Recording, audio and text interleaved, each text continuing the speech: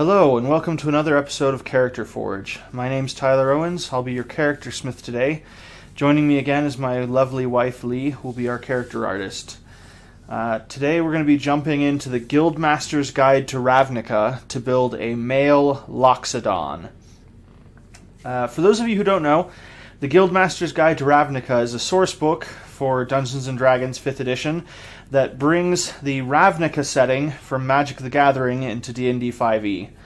I got into Magic way before I ever played D&D. It was like a whole decade before. And Ravnica has always been my favorite plane of existence in Magic, both in the lore and in the gameplay. So I knew I wanted to pick this particular book up as soon as I could. Also, if you don't know, and as you can probably begin to see, Loxodons are elephant people, 7 to 8 feet tall, tusks, prehensile trunk, and all bipedal elephant people.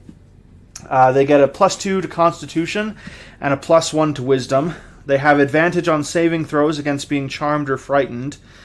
They have a natural armor of 12 plus their Constitution modifier. See what else do they get? They get advantage on perception, survival, and investigation checks that rely on smell, and they can use their trunk to perform simple tasks. But they can't do it. They can't use it for like holding a weapon or a shield or performing the somatic components of a spell. Lame. It'd be a little overpowered to have a race that can have 3 arms, like three full arms. It is unclear whether or not the trunk could be used to hold an arcane focus. We're going to be building a cleric, so the holy symbol for clerics doesn't actually have to be held; it just has to be worn. So it's not really a question that will make or break our build, but it's an interesting thing that I haven't been able to find an answer to online at all. Oh yeah, and they also count as a size larger for like carrying stuff, pushing stuff, picking stuff up, all that boring, realistic stuff that we usually don't worry about. Most groups don't worry about it, honestly. It's annoying. Yeah, it's annoying. It's annoying for everyone, including the DM. Yeah. So one thing we haven't talked about yet in this show is the tiers of play. In the Dungeon Master's Guide, they divide the character levels from 1 to 20 into 4 tiers. Moving from one tier to the next tier usually comes with a large mechanical jump in power. For instance, level 5, the first level of the second tier, is when almost all of the classes who get a second attack get that second attack. So moving from one tier to another usually has a pretty large shift in how you play mechanically. That said, they also suggest in the book that these tiers should also influence the kinds of stories that are told. Like the first tier, which encompasses levels 1 through 4, they call that the local heroes tier. The scope of the adventures are like helping the city and the surrounding area with like goblin raids or brigands attacking caravans, small time stuff. Levels 5 through 10 compose the second tier, which they describe as the heroes of the realm. This is where the PCs have grown strong and well-rounded enough that, like kings start asking them to help with problems that are more than just the city that they're in, their, larger region. Tier 3 is known as the Masters of the Realm. This is levels 11 to 16. Player characters in this tier deal not only with the, monumental problems of their own country, but they often begin to have effects on the countries surrounding their own country. They might stop a war, or if they're so inclined, they might start a war. And these sort of things. They might start a school to teach new adventurers in their class. We started up a brewery. Yeah, they started up a brewery. It had nothing to do with anything. It was just awesome. And the final tier of play, which is levels 17 to 20, they call the Masters of the World. This is where your player characters are just so superhumanly powerful that they're solving, world-ending problems. Like, if the player characters do not stop this, the world will end. If the player characters do not stop this, the multiverse might end. This is where a lot of, plane-hopping stories take place, is in this level of this tier of play. The epic level campaign that we're currently in, all of our characters have some sort of beef with a god, and we want to, kill them or something. Yeah. My character technically just wants to steal a bunch of crap, including his face, back from the god, but we're probably going to kill him to do that. Yeah, so there's this idea of, the different tiers of play and, dividing the levels up like this for both mechanical and storytelling reasons. I realized something. I realized that in episode 1, we built a character in tier 2. Analia is a 6th level druid, which is in tier 2. Episode 2, we were in tier 1 with Goolok, the wizard who was level 4. In our third episode, where we did our ridiculous multi-class, we were technically 12th level, so that's tier 3. I can't be in episode 4 having 3 of the 4 tiers done and not make a character in the 4th tier. So we're going to build our Loxodon in tier 4. We're going to build him just as a level 17 character. Let's see. Oh yeah, if you remember from last time, I had to throw out the stats we rolled because they made our multi-classing untenable. I said that I'd use those stats later. Well, now is later. So we have a 9, a 7, 2 14s, a 12, and an 18 to start with. We are going to get 4 stat increases as we level up. And we get, like I said, a +2 to Constitution and a +1 to Wisdom as a Loxodon. So I'm going to tally all those up and arrange those to have our final stats be a 7 for Strength, a 16 for Dexterity, a 14 for Constitution, a 10 for Intelligence, say the right thing this time, a 20 for Wisdom, and a 20 for Charisma. Okay, so like I said, we're going to be building a Cleric this time. The Guildmaster's Guide to Ravnica has a new divine domain for clerics to choose. It's the Order domain. The Order domain is built all around law and the enforcement of law. Law for law's sake. Law regardless of consequences. Basically, if Javert was a cleric, he would be an Order domain cleric. That's immediately what I thought. Might have been able to heal himself from the Sane. Yeah. No, there's no heal for water damage. The Order domain will give us access to the to the domain spells Command, Heroism, Hold Person, Zone of Truth, Mass Healing Word, Slow, Compulsion, Locate Creature, Commune, and Dominate Person. If you're not familiar with how domain spells work, clerics are one of the classes that has access to their entire spell list, like druids, and just has to choose spells to prepare each morning. Domain spells often include spells that are not on the cleric spell list to begin with, but they also are always prepared and don't count against the number of prepared spells you can have. So we just always have those spells available to us as a domain, as an Order domain cleric. At first level, we gain proficiency with heavy armor, which we can actually use this time, as well as our choice of intimidation or persuasion. I am going to choose intimidation here, just because that's our, big, scary elephant guy. Also, starting at first level, whenever we cast a spell of first level or higher that targets an ally, that ally can use their reaction to make a weapon attack against one creature that we can see. Basically, if we heal someone, or buff someone, or decide that our allies are acceptable collateral damage, we can let them attack someone else. Okay, so I've paused here to look up Loxodon feet, and they have like freaking reverse joint legs. What is happening? Why don't they just look like Strong Sad? I don't know. Is that the case in the book too? Let me double check. I don't actually know. I don't know that they show their feet. Why is this happening? Why are they reverse joints? Yeah, they don't. They do not show.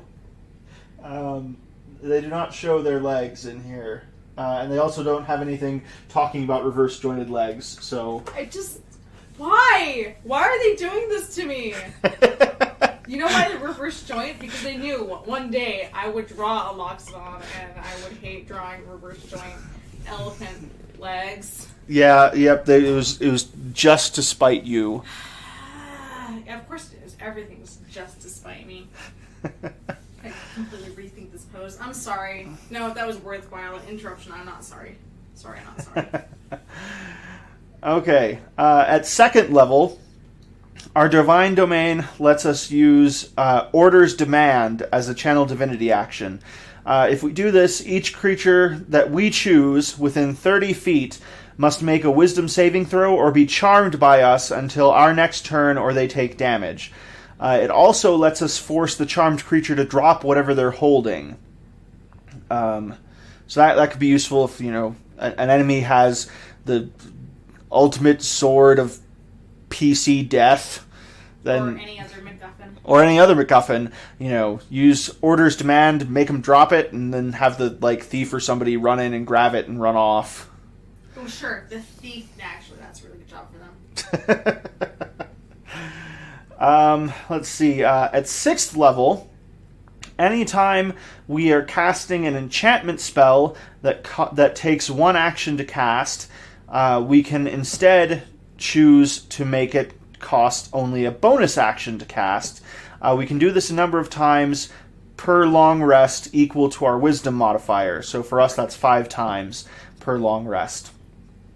At 8th level, we get Divine Strike, and it improves again at 14th level. What Divine Strike lets us do is once on each turn, when we hit someone with a weapon attack, we can cause the attack to deal an extra 2d8 psychic damage. And that takes care of our domain-specific stuff. So let's go back to the player's handbook and finish out our regular cleric abilities. For our spell casting, at this level, we have access to 5 cantrips with 4 first-level spell slots, 3 second-level spell slots, 3 third-level spell slots, 3 fourth-level spell slots, 2 fifth-level spell slots, and 1 6th, 7th, and 8th level spell slot each. Our spell save DC will be 19, and our spell attack modifier is plus 11. With our cleric level and our wisdom modifier, we get to prepare 21 spells per day, not including, again, the domain spells, which we always have prepared. That is a lot of spells, and we're going to pick them later. We're going to pick them never. No, we are going to pick them. All right. At 2nd and 6th levels, we get Channel Divinity. At 2nd level, we get the feature at all, which allows us to use our Order's Demand feature, as I mentioned before, or it can be used to turn undead. Turn undead makes any undead within 30 feet make a wisdom saving throw. On a failed save, they must use their action to dash, or if they're restrained, to attempt to break their restraint, or if they can't do either of those things, then they must take the dodge action. They must also use their movement to move as far away from us as they can, and they can't willingly move to a space within 30 feet of us. At 6th level, we get a second use of this Channel Divinity feature between rests. At 5th level, and then improving at 8th, 11th, and 14th levels, we gain the ability to destroy undead. which by 14th level makes all undead of challenge rating 3 or lower die instantly if they fail our turn undead saving throw. Which I think is good enough to get up to at least like whites, which is pretty good. And last but not least, we gain the Divine Intervention feature. This allows us to call on the aid of our god. We roll percentile dice, a D100, and if the result is equal to or lower than our cleric level, the god intervenes as the DM chooses according to our prayer. If the deity intervenes, we cannot use this feature again for a week. Once again, we can't bother the gods too much. And if they do not intervene, then we can use it again after a long rest. You know, my barbarian prays their god a lot more than that. It's also a lot more spotty, though, honestly. Yeah. I mean, half of it's a flavor, throw things at the DM and desperately hope it sticks, sort of thing. Alright, I guess we need to pick spells. There's always the never option. Never then for spells. Okay, so we're going to take Guidance and Resistance, which are basically the lowest level Bardic Inspiration, but for specifically for skill checks for Guidance and saving throws for Resistance. We're going to take Sacred Flame. I should probably mention that this order domain, it's like we're doing like if you imagine a cop as a cleric, like this is kind of, again, it's like I said, it's Javert. So like Sacred Flame lets you hit things even if they're behind cover. So it's this idea of you can't run and hide from our cleric with Sacred Flame. We're going to take Toll the Dead, which comes from Xanathar's Guide to Everything. It is essentially, it's a cantrip that does necrotic damage. It does increased damage to things that are already hurt. So if you hit something that hasn't been hurt at all, it only does D8 damage. If it has been hurt already, it moves up to D12 damage. And at our level, it does 5 D12 damage. And then we'll take Word of Radiance, which is also from Xanathar's Guide to Everything. That allows us to hit everything within 5 feet of us with radiant damage. So it's a really good thing to use if you're in the thick of things and surrounded by enemies. You can just hit all of them, and it'll deal a lot of damage that way. So it took a while to choose all of the spells, but including our domain spells, I've decided to go with, for first level, we have Bane, which is essentially guidance in reverse. We have Command, does what it says on the box. Cure Wounds, Detect Good and Evil, Detect Magic, Heroism, Inflict Wounds, Sanctuary, which is Sanctuary is actually pretty cool. It makes it so that as long as the creature that you cast it on doesn't cast any spells or attack, anything that attacks them has to make a saving throw, and if they don't, they can't attack them. They just lose their attack or lose the spell that was targeting them. And the last first level spell we'll take is Shield of Faith, which lets you increase somebody's armor class.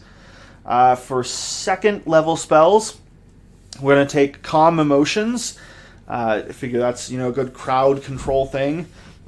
There's Hold Person. Again, pretty self-explanatory. Locate Objects. You're not going to hide contraband from this guy.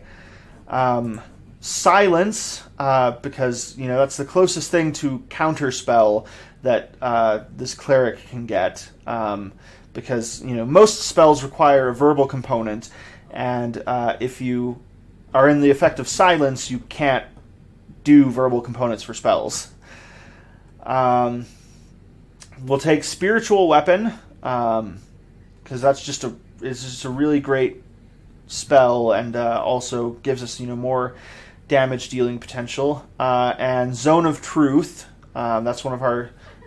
Sorry, I'm just remembering that comic where he ends up using the Zone of Truth not to get truth out of the person, but to say a bunch of very uncomfortable truths that were torturing him to getting him to say what the comic to say. Anything to stop saying these things.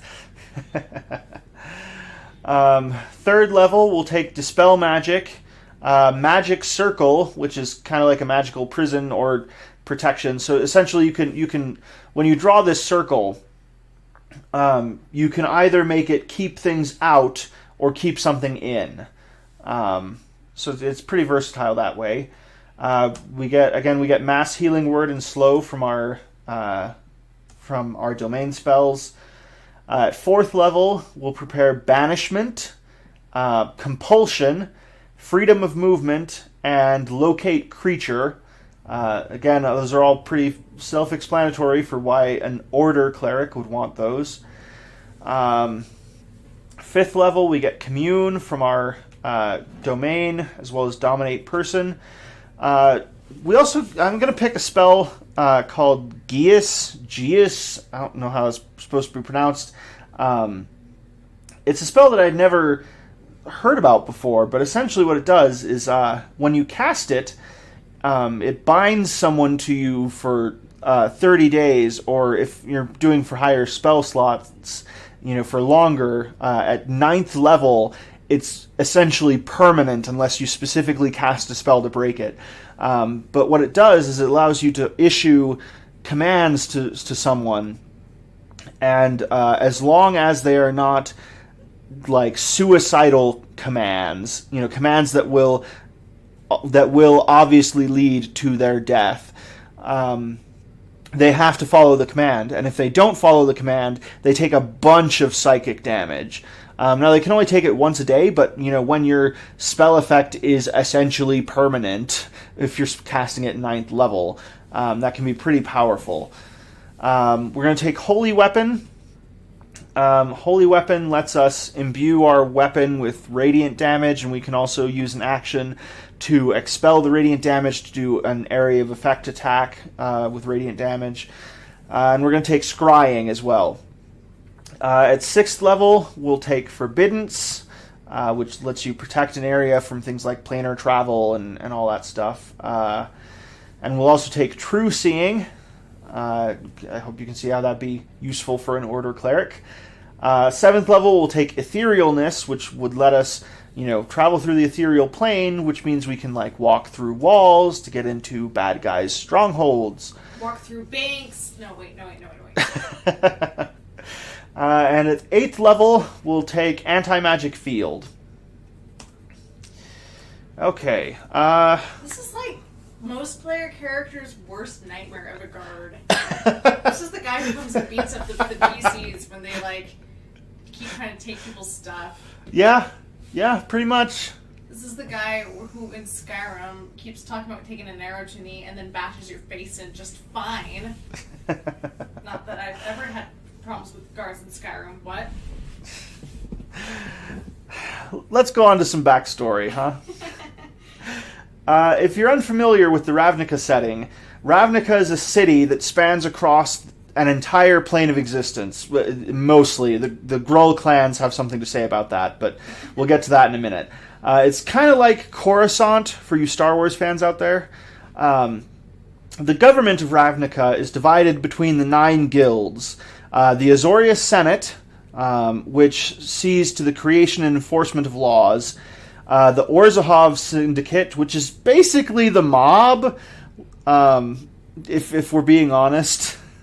The Boros Legion, which is the army of Ravnica. The Selesnya Conclave, who seek harmony between civilization and nature, as opposed to the Gruul clans, who seek to tear down the city to return to the primal wilds of eat or be eaten. There's the Golgari Swarm. They're necromancers who lurk in the sewers of the city. There's the Simic Combine.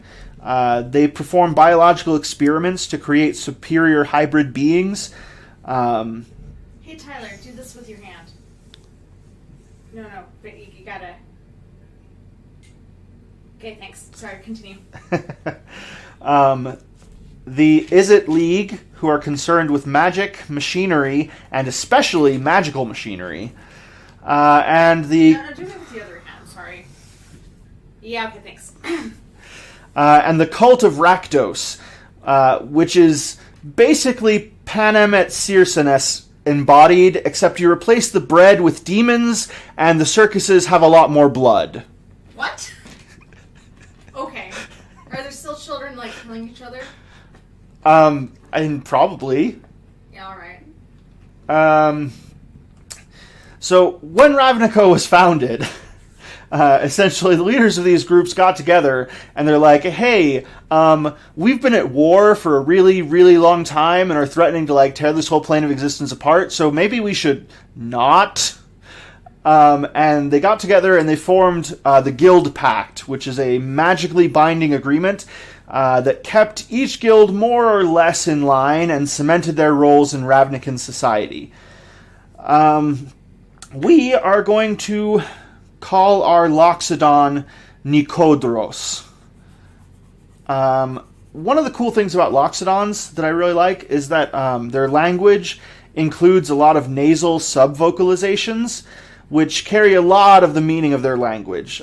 Since other races can't really hope to reproduce them, since they don't have trunks, the Loxodons will often translate these extra meanings into titles and things when telling others their names. So Nikodros, for example, would introduce himself as Hierophant Arbiter Nikodros. So Nikodros was born into the Azorius Senate. His parents were members of the Azorius Senate. They were rather high-ranking members of the guild, actually.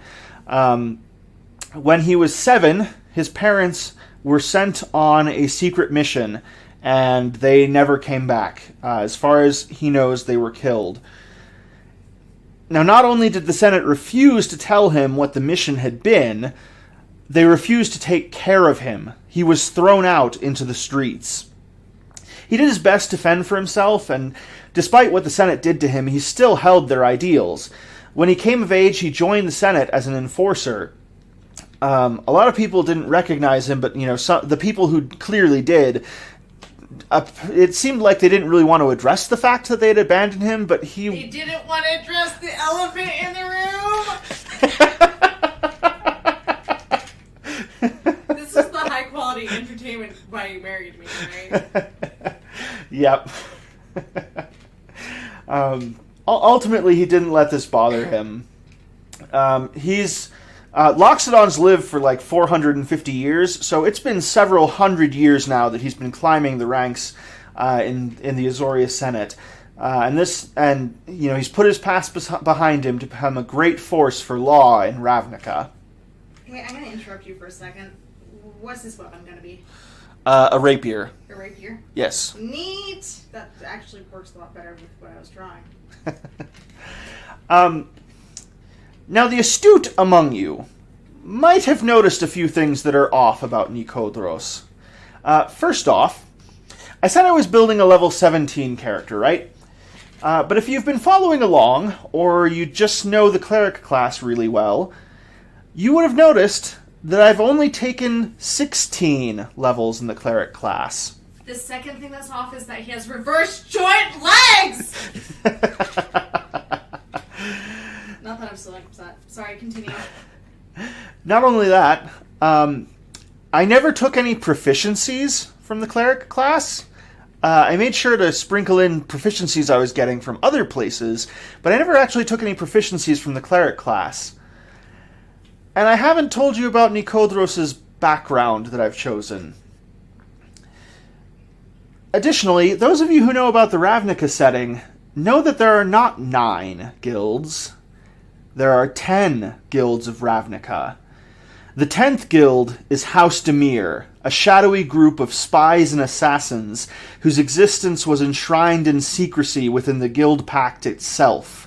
In fact, it was the public arrest of House Demir's leader by the Boros Legion that eventually broke the Guild Pact. I think you can see where I'm going with this. Nicodros hates the Azorius Senate for what they did to him. His life on the streets jaded him, and he swore revenge. And the Dimir were paying attention. They recruited him early on with promises of getting to take the Azorius down from the inside. Nicodros' first and final level is in Rogue. As a rogue, we get dexterity and intelligence saving throws. We also get to choose 4 skills from acrobatics, athletics, deception, insight, intimidation, investigation, perception, performance, persuasion, sleight of hand, and stealth. We're going to take insight, investigation, perception, and persuasion. All of these are skills that he would need to have for his ability to pass off as an Azorius enforcer. Makes him one of those rogues who isn't proficient in stealth, that every single time we have to roll for stealth, everyone very slowly turns their heads towards them. For our background, we're going to go with Dimir Agent, which is, okay. It's from the Guildmaster's Guide to Ravnica, obviously. And from it, we get proficiency in deception and stealth. Okay, we're good. We also get proficiency with thieves' tools from being a rogue. As a level 1 rogue, we get to choose 2 proficiencies to take as expertise, which means we apply our proficiency bonus twice to skill checks made with that skill. The first one we're going to put in deception. We're going to need it for our deep plant in the Azorius Senate. Our expertise in deception is going to give us a plus 17. Which means a passive deception of 27, which is pretty good. The second expertise we're going to take is going to be an investigation, because of all those 4 that I chose for keeping up Azorius, appearances. Investigation is the only one that's intelligence-based, and our intelligence is definitely the lowest of the relevant stats for our build. So it'll be really good to have the double proficiency in that skill. Let's see. At level 1, we also learn Thieves' Cant, which is a special way to talk to other people without people who don't speak Thieves' Cant knowing. Ixnay on the Egret code. Oh, I used to be really good at Pig Latin. It's basically that. Okay, there we go. And we also get Sneak Attack, which lets us deal 1d6 extra damage on 1 attack per turn, as long as we have advantage, or a foe of the creature that we're hitting is within 5 feet of that creature. And it's easy, since it's only 1d6, it's really easy to pass it off as just, oh well, Nicodros is really good at stabbing people with his rapier. You ever tried to stab him hard? We're not going to focus too much on what the equipment is going to be here, since, we're level 17, so we're going to have a lot of magic items and things, and that's going to be something you'd have to work out with the DM. We're just going to say, we have access to heavy armor, so we're going to be wearing heavy armor. And we're going to have a rapier for, stabbing stuff. Tips in heavy armor anytime sooner than now. I said we had proficiency with it way back. That's not the same thing. It's fair. Last episode. That's fair. It's fair. Alright, well, he can wear robes underneath his heavy armor. Yeah, he's not always going to be wearing it. He's going to be wearing it in this picture. Oh, okay. This is clearly his, aha, I'm a Dimir agent, and now I'm going to kill you a lot in the face with the sharp thing I've got in your face right now. What you going to do about it, punk? Nothing. You're going to die. Sucker. Our background as a Dimir agent also lets us add 1 language on top of Common and Loxodon that we already have. I think we're going to choose Videlkin, as they are another prominent Azorius race. Let's see. We also get access to additional spells. The Dimir Guild spells. You gotta make sure that you speak the Azorius language so you know how to, insult them in their own language. I can say you will die like dogs in their language. Yeah. So, because we'll get the fronts part of it. Yeah. So the Dimir Guild spells. For cantrips, we have Encode Thoughts, which is a new spell for the Guildmaster's Guide to Ravnica, and Mage Hand. I think we are going to replace Guidance with Encode Thoughts. So what Encode Thoughts does is, if you're familiar with Harry Potter, it's basically the spell that lets you pull memories out of your head. Except in this case, they're more like a string of beads than a goopy snot, silver snot. It was prettier than that. Okay, you're wrong. I mean, you're right. You're not wrong. You are right. Yeah. But I figure that'll be really useful because it's another layer on top of the helping to blend into Azorius society. If he's able to just, for stretches of 8 hours at a time, just forget that he is a Dimir agent. Dude, that would be so trippy, though. I know, right? It'd be like a bunch of movies that were made like 5 years ago or something. Yeah. When they're doing all the ones where you like wake up and it's not even anything that you thought. As far as the other Dimir Guild spells, we have access to Disguise Self and Sleep at first level, Detect Thoughts and Pass Without a Trace for second level, Gaseous Form, Meld into Stone, and Non-Detection for third level. That's really cool, though. Arcane Eye and Freedom of Movement for fourth level, and Modify Memory for fifth level. I really like all the spells that I already picked for the Azorius side of him, so I don't think we're going to prepare any of these spells right now, but just, be aware that those are spells that you can decide to prepare.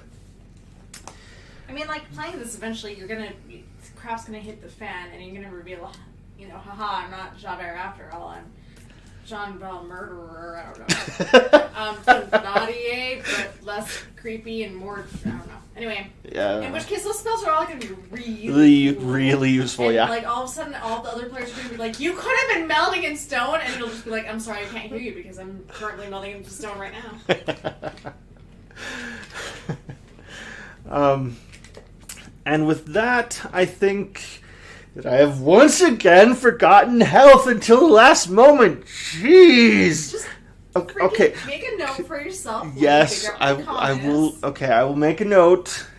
And next time, you know what? This is going to be the very first thing I do after we roll stats next time. We're just going to do health. I won't even have told you what class I'm going to be yet, and I'll just roll the health for it anyway. If it's a 12, then you'll know it's barbarian. And if it's 4, you can just click close on the browser and wait till the next episode. Okay, sorcerers can be cool. Well, sorcerers and wizards use D6. I know wizards use D6. Okay. I was discluding them for a reason. Okay. In my defense, the only wizard I've played is pretty lame, but that's also my own fault. Yeah. Alright, we're just going to take averages this time. Both rogues and clerics use D8 for their hit points. Most classes use D8. Most classes do. So we'll get 8 on the first level, and then 5 hit points is the average plus 1 for 16 levels, which would land us at 88 hit points from the dice, plus additional 2 per level from our Constitution modifier, which would be 34 more health.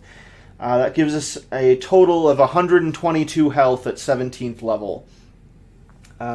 This, by the way, shows the importance of that Constitution modifier, because our Grumka at level 12 had like 118, 119, just barely less than our Loxodon, who had 5 additional levels. And with that, we are done building Nikodros. I hope you liked this week's episode. It was a lot of fun to come up with a character from my favorite Magic the Gathering setting. Thanks again to Leigh for drawing for us. You're welcome with the stupid reverse joint legs that I have to figure out how to put armor on. Let us know what you liked, what you think can be improved, and be sure to subscribe so you don't miss out on our next episode, when we'll be building a warlock whose blade is a little less sharp than normal. And until next time, keep those forges lit.